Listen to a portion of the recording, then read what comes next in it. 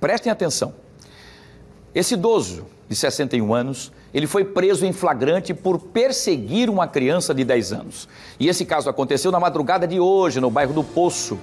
Eu vou trazer a Mônica Hermílio ao vivo para que ela possa nos explicar qual o crime que esse idoso vai responder, tá?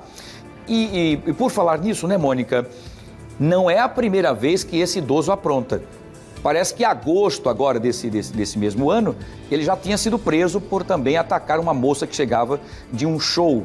E dessa vez agora começou então a importunar, inclusive a ficar de butuca, digamos assim, na janela de uma casa para uma garota de 10 anos. É isso mesmo? Boa tarde.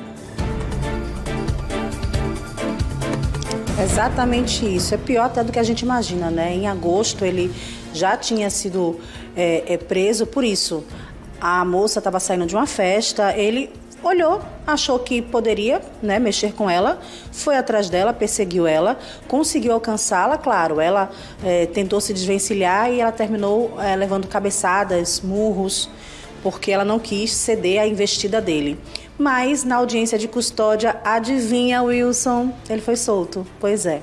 Ele foi solto e ficou aí apto, livre, leve e solto para fazer novamente, dessa vez contra uma criança de 10 anos de idade. Para falar sobre esse caso, eu vou conversar com o delegado Daniel Maier, que já está aqui com a gente. Delegado, solto na audiência de custódia, um sujeito perigoso e fez mais uma vítima, uma criança. Como é que era o que crime ele cometeu? Como é que ele perseguia essa criança? Boa tarde.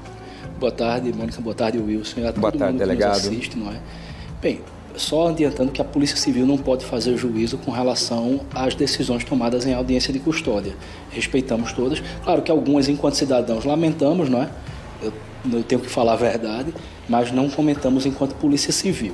Desta vez, este idoso, ele cometeu um crime de perseguição, o famoso stalking, contra uma criança de 10 anos. Ela, que já se sabia que estava sendo observada por alguém, quem ela desconhecia, passou a situação à família, que passou a ficar alerta. A partir do momento em que ontem, de noite, já próxima madrugada, ela percebeu que estava sendo observada novamente por esse senhor, de pronto ela já pediu socorro aos familiares, que movimentaram pessoas da região e conseguiram chamar a polícia e deter esse idoso até que desse tempo das forças de segurança chegarem.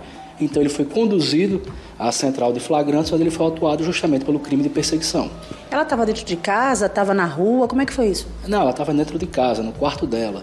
Só que certamente deve ter algum ponto onde você consegue observar.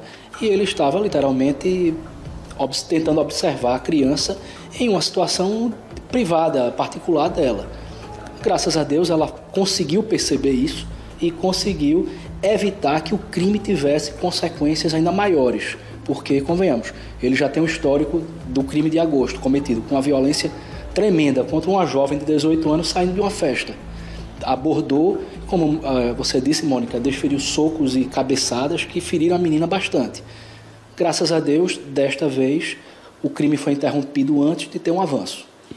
Além desse crime do mês de agosto e esse agora contra a criança, vocês já conseguiram ver se ele tem alguma outra passagem, algum outro episódio também de violência, de importunação? Sim, foi feito um levantamento, agora muito superficial, ainda não deu tempo de fazer um trabalho aprofundado e verificamos só essas duas passagens aqui em Alagoas.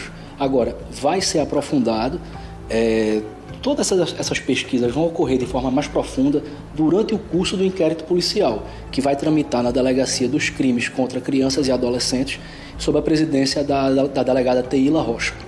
Delegado, esses crimes, né, envolvendo crianças, geralmente o agressor, né, o suspeito, ele tem uma proximidade com a família. Ele tinha essa proximidade com a família, por isso tinha mais esse acesso para conseguir observá-la dessa forma? Não, isso é um perfil do agressor sexual, é um padrão. Agora, o padrão, ele não é algo sólido e imutável. Você consegue ter elementos que fogem a esse padrão. Nesse caso de ontem, ele é uma pessoa que trabalha catando latas e garrafas e reciclando e que não tem proximidade com a família. Então, foi algo realmente que fugiu ao padrão clássico dos autores desses crimes tão abjetos. Pelo que a polícia já conseguiu, né, de interrogatório, conversar com ele, se mostra um homem perigoso? Veja, aí seria uma opinião muito particular minha. Eu acredito, aí eu estou falando enquanto cidadão, um crime cometido contra uma mulher e com violência torna-se uma pessoa perigosa, ainda mais praticado no meio da rua e a mulher manifestando totalmente que não desejava aquele tipo de investida. O que acontece com ele a partir de agora? Foi submetido ao escrutínio do Poder Judiciário, né, a tutela do Poder Judiciário, onde deve estar sendo submetido agora, ou deve estar perto, eu não tenho certeza, à audiência de custódia, onde serão analisados as formalidades que foram observadas durante a prisão em flagrante e onde será decidido se ele vai ser mantido preso preventivamente, se ele vai ser liberado mediante alguma medida cautelar diversa. Mas aí a Polícia Civil aguarda a comunicação do órgão do Poder Judiciário, né? Ok, obrigado pelas informações. Eu conversei com o delegado Daniel Maia. Portanto, tá aí, Wilson, né? Que bom que foi tirado de circulação. Agora a gente espera, né, o resultado da audiência de custódia para que, de repente, ele não volte, né, a cometer crimes como esse, tanto contra uma criança, tanto contra a jovem de 18 anos no mês de agosto, que foi bem grave esse caso. Wilson.